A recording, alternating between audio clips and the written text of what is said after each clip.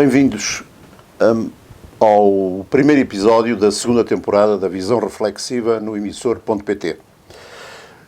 Para iniciar esta segunda temporada, convidei um colega e um amigo também. Foi diretor de estradas do Distrito de Porto e foi presidente da área metropolitana de transportes, da Autoridade Metropolitana de Transportes, da área metropolitana do Porto, obviamente. Refiro-me ao engenheiro Joaquim Cavalheiro, que está aqui connosco, e vamos conversar um bocado sobre mobilidade na área metropolitana e no Distrito do Porto, no seu todo. Engenheiro, antes de mais, muito obrigado por ter anuído ao nosso convite e penso que o mote está dado. A mobilidade na área metropolitana está em cima da mesa, a discussão de como vamos resolver alguns movimentos pendulares que existem, nomeadamente, por exemplo, do Sousa para a metropolitana e vice-versa, incluindo o nosso município aqui, Paços Ferreira. Há várias ideias, mas gostaria de ter da parte do engenheiro Joaquim Cavalheiro, um homem experiente na matéria, não só na rodovia, mas também no transporte integrado, que, enquanto liderou a Autoridade Metropolitana de Transportes, gostaria de ouvir a sua opinião a respeito desta matéria. É com muito gosto que aceito este convite e, de facto, a problemática dos transportes na área metropolitana do Porto começam, na inoperacionalidade da entidade que hoje supervisiona os transportes. Inicialmente, houve um conceito de criar autoridades metropolitanas, houve um primeiro lampejo de uma entidade que durou apenas um ano, 6 meses mais 6 meses, mas que depois ficou desativada, e depois retomou-se essa ideia com a criação da Autoridade Metropolitana de Transportes do Porto em 2010, que veio a ser extinta por decisão do Governo em 2015. E, portanto, as coisas continuam a pensar.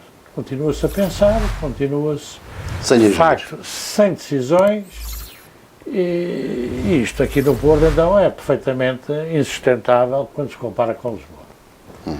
As coisas não saem, não funcionam, e, portanto, há aqui uma grandíssima responsabilidade da área metropolitana do Porto, que de 2015 à data, não é?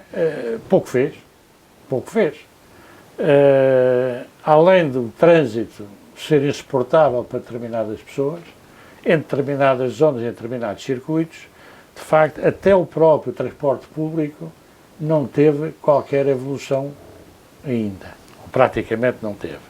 Eu cito só, a título de exemplo, o Passo Família, que brilhantemente existe em Lisboa desde 1 de março e que aqui só existirá a partir de 1 de maio. E, portanto... Mais de um ano depois. Relativamente aos transportes particulares e mesmo públicos, etc., não há um conceito de área metropolitana. A área metropolitana não funciona. Portanto, não há projetos integrados, não se conhece Daí é cada nada, um por si. Cada um por si. O problema e a responsabilidade é, obviamente, dos autarcas. A área metropolitana do Porto encaro-a como sendo, de facto, um tesouro nacional. É um autêntico diamante pronto a ser lapidado. Porque, de facto, tem excelentes pessoas, tem história, tem gastronomia, tem indústria, tem novas tecnologias, tem tudo. Sim. E depois não funciona. Está aqui uma entidade, e não é uma questão de descentralização do poder de Lisboa, que impede ou que não facilita o funcionamento da área metropolitana como tal. E depois há os velhos do Restelo, que acham que a área metropolitana, vindo da Aroca até Vila do Conde, etc., Trofa, é extremamente grande e, portanto, não faz sentido porque as pessoas são pequeninas e não têm dimensão. Se olharmos para a área metropolitana do Porto como um todo, vê-se que é uma área metropolitana, digamos, com muito mais possibilidades a nível nacional e internacional, e penso, de facto, na Galiza, como nosso amigo barra concorrente, em tudo. E, portanto, há que desenvolver isto e há que criar mecanismos para pôr tudo a funcionar, e neste caso, estamos concretamente a falar, a área de transportes e mobilidade. Continuando nesta área, porque é o tema que escolhemos para conversar com o engenheiro, há quem defenda, e gostaria de ver a sua opinião técnica, que o trânsito pesado que ainda hoje atravessa a cidade, quer a Ponte Freixo, quer a Ponta Rábida, depende, vão andando para um lado ou para o outro, e pululam na VCI, que poderia ser altamente diminuído se o troço da A41, desde o nó do Picoto, ou mais abaixo, sim, é o nó do Picoto com o nó com a A1 e o nó com a A3, fossem eliminadas as portagens, pelo menos para pesados, ou haver uma discriminação positiva, ou em determinadas horas, para que nas horas de ponta da cidade o tráfego de passagem pesado pudesse ser basculado, digamos assim, para ali, para essa via. Qual é a sua opinião sobre esta matéria? Eu penso que é a única solução. Tarde é a ser posta em prática, porque de facto hoje a VCI está completamente intransitável. São os acidentes contínuos, são os pesados, são os ligeiros. É uma via, digamos, teoricamente de alta velocidade, alta prestação, mas alta prestação, como se para diz, usar a terminologia, mas urbana, e portanto não é uma via para deslocações norte-sul. E não se está a tirar partido, efetivamente, da A41. Em Portugal constroem-se coisas e depois não se tira partido delas, porque não há um plano integrado. As coisas vão cada uma por seu lado. E, portanto, não havendo uma ação com uma visão global que defenda os interesses da área metropolitana, defenda os interesses da região, mas que permita a circulação, como é evidente, de quem vem do Minho para Lisboa ou para outro lado qualquer, tem que ser feito. Isto demora em ser implementado, porque, de facto, há uma paralisia também na Câmara do Porto que é assustadora, não é? As coisas, o tempo passa, mas a imobilidade continua, no que respeita a este problema que é gravíssimo para as pessoas que lá vivem e para quem quer circular. Não é? O Sr. Engenheiro disse uma coisa, que é que em Portugal as coisas constroem-se e depois tardam em ser rentabilizadas. O termo, se não for rentabilizada, foi outra coisa, foi parecido. Eu, então, sobre isso, gostava de ver a sua opinião. Como é sabido, há um anseio, que eu acho que é partilhado por todos, de uma linha de comboio que virá do Porto, não é do Porto, ali até Valongo, Contomil, Valongo, Irmezinho de Valongo, e depois derivar, portanto será coincidentemente com a linha do Douro, e depois derivaria em uma via nova, totalmente nova, para Paredes, por Lordelo, Passos de Ferreira, e seguiria até Felgueiras. Eu acho que não há ninguém que diga que esta via, que este meio de transporte, que não é importante e interessante, só que é algo que a acontecer será, não sei, há quem diga 30 anos, há quem diga 40, há quem diga 20, é muito longe. Mas, entretanto, temos um investimento que foi feito recentemente, que se chama Concessão do Grande Porto, que tem A41, A42. Não acha que, de facto, é mais uma via que está subaproveitada? Que não podia, mesmo a própria autoestrada, não poderia ser incentivado algum transporte pesado de passageiros, eventualmente até usando o modo elétrico, por uma questão até ambiental, porque temos o comboio, uma das vantagens que o comboio tem é questões ambientais, obviamente, porque mas hoje o modo elétrico em veículos de passageiros, pesados passageiros, é uma tecnologia já quase madura, digo eu. Não acha que isto iria ao encontro disso, que é construir e depois tirar partido de... Completamente. Uma via férrea com uma orografia muito complicada como existe, parece-me que é utópico. Via férrea tem que ser em determinados percursos os tempos hoje são outros, e, portanto, mesmo que fosse um comboio ligeiro, digamos assim, são soluções extremamente caras e de facto, não sei se qualquer estudo económico provaria a sua rentabilidade. Mas lá está, estávamos mais uma vez a investir noutra coisa, não tirando partido daquilo que temos. E de facto a solução passa pela A41, ou com veículos elétricos, ou com os próprios veículos a gás, que já há muitos e de facto a STCP está a andar e muito bem por esse caminho dos veículos a gás, era de facto a solução, não é? E proibir pura e simplesmente o tráfego de veículos pesados na VCI, porque a poluição é enorme e qualquer dia começa a haver problemas de poluição. É curioso que a TomTom, passa publicidade, tem um estudo de mobilidade nas grandes cidades europeias, onde se inclui, de facto, Lisboa e Porto. E, espantosamente, para mim, quer Lisboa, quer Porto, são das cidades que mais congestionamentos de tráfego têm, com a população que têm. Portanto, quando estamos a comparar a população de cidades europeias, não pode ser admissível que Lisboa e Porto tenham os congestionamentos que têm. Só por inépcia dos políticos. Déficit de soluções coletivas. Déficit de soluções coletivas, não é? Não há articulação. Portanto, cada um vai por si, a Câmara do Porto não vai por ninguém, porque não tem feito nada. Os outros tentam resolver o seu problema, mas não conseguem. Tem que haver um conjunto de boas vontades, um conjunto de técnicos mergulhados para resolver. Não é preciso, de facto, inventar o ovo de Colombo. É preciso utilizar o que existe e de forma o mais económica e funcional possível. Pois, acho que estamos relativamente de acordo nessa matéria, mas estes movimentos pendulares, e agora falo-nos do Val de Sousa, portanto, para o Porto, como também os há de sul para o Porto, como os há de norte, eu diria quase desde Viana. O Porto ainda é uma cidade, uma urbe que atrai muita gente, por duas grandes vertentes, seja o trabalho, o emprego, seja a universidade, as universidades que o Porto tem. E estes movimentos pendulares, acho que não há estudo, ou não há soluções coletivas. Eu acho que muitos destes movimentos ainda se fazem em transporte particular. E é isto que está a dificultar e a criar as questões ambientais que acabou de dizer, e bem, mas aparentemente parece que não há soluções para isto.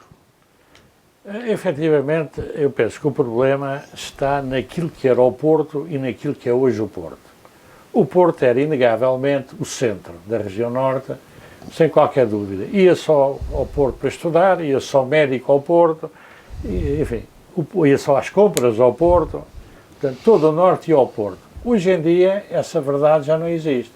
Há uma rede viária muitíssimo boa e desaproveitada, como já dissemos, não é? E, portanto, hoje, todas as sedes de concelhos do distrito e da área metropolitana têm um potencial de atrair quer a indústria, quer a saúde, quer digamos, o tipo de empregos, não é verdade?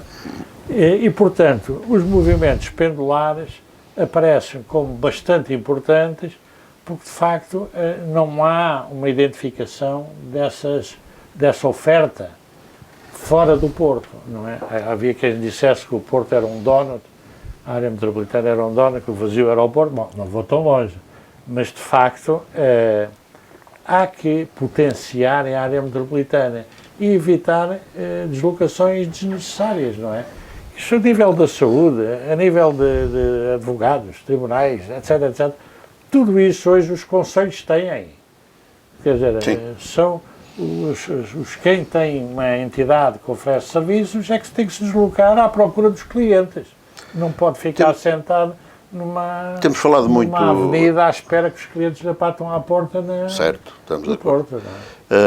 Falamos nestas questões da mobilidade, mas falamos também, e há bocado o engenheiro até começou por referir isso, como pareceu-me como algo de positivo, o facto da área metropolitana vir de Arouca à Póvoa de Varzim. acha que ela tem uma dimensão equilibrada, tem uma dimensão necessária, tem uma dimensão ou é grande demais, ou devia ser maior? Não sei se tem opinião sobre esta matéria. Tem uma belíssima dimensão. Tem uma belíssima dimensão e tem uma diversidade enorme, que não é potenciada. Seja em termos agrícolas, seja em termos ambientais, seja em termos de indústria, tem. Há é que divulgá-la, há que potenciá-la, há que exibi-la. De facto, se olharmos a uma escala um bocado maior, nomeadamente para a Península Ibérica, no centro da Península Ibérica está a cidade que mais atração existe. Tem na própria Península, Madrid. E depois vemos que estão na periferia da Península Ibérica todos os grandes centros. Está o País Vasco, está Valência, está Sevilha, Catalunha, portanto Barcelona, está Lisboa e cá em cima está a área metropolitana do Porto, insisto, e a Galiza. E, portanto, há excelente relacionamento com os nossos vizinhos espanhóis da Galiza, mas, de facto, vir-se-á pôr o problema quem puxa mais. Somos nós, dentro deste âmbito, ou se é a própria Galiza. Certo. Os galegos não morrem de amores por Madrid, e, portanto, nós temos uma oportunidade, e não é só com o aeroporto, é com o Porto, é com uma plataforma logística, o Porto de Leixões, etc. Portanto, há que potenciar, sob pena da Galiza, subrepticiamente, mais ou menos, e com mais ou menos fundos estruturais, não é? Desenvolver e transformar e puxar a si, digamos, uma importância ibérica que, de facto, hoje não tem. E que nós, se tivermos uma boa coesão, se houver interligação entre os agentes políticos e económicos, conseguimos criar essa dinâmica. Ainda hoje ouvia de manhã numa rádio, na Rádio Renascença, acho que se pode dizer, que é um programa em que há dois jornalistas, um espanhol, uma senhora espanhola e um senhor francês, que são jornalistas cá em Portugal, e que debatem, digamos que é Portugal visto de fora ou por gente de fora, mas que trabalha cá. E a senhora dizia que deste fim de semana, ou outro fim de semana, teve que um primo, a senhora pelo visto é galega, trabalha para um jornal espanhol, para o El País, salvo erro, para um jornal de referência espanhol, teve que o primo a trazer de carro de Santiago a Braga, porque só a partir, para ir para Lisboa, não é? Porque só a partir de Braga é que ela tem um comboio decente, que é o Alfa Pendular, que não vai mais para norte do que Braga, não é? Aqui está talvez uma ineficiência que total e absoluta. Que o comboio, se digamos, poderia... o comboio para Vigo são 3 horas e tal para ir para Vigo. É uma experiência... É preferível ir de Alfa Pendular até Braga e depois de autocarro para fazer o resto do autocarro. É mais prático, não é? É que nós estamos a perder oportunidades. E já mesmo com o aeroporto, Francisco Sacadeiro, estamos a perder também oportunidades, não é? Embora haja mundo espanhol que vem cá apanhar... Sim, para voos... Voo para determinado... Algumas capitais tipo europeias. Mas, de facto, há que despertar. Há que deixar esta rivalidade entre o Presidente da área metropolitana e o Presidente da Câmara do Porto, não é? Portanto, há uma falta digamos, de dimensão nacional e política destes autarcas que não se unem, não criam, de facto, programas e divulgam aquilo que têm e que nós somos, não é? Vou fazer uma pergunta, não é uma pergunta, vou comentar, não sei se quererá entrar por aí, porque...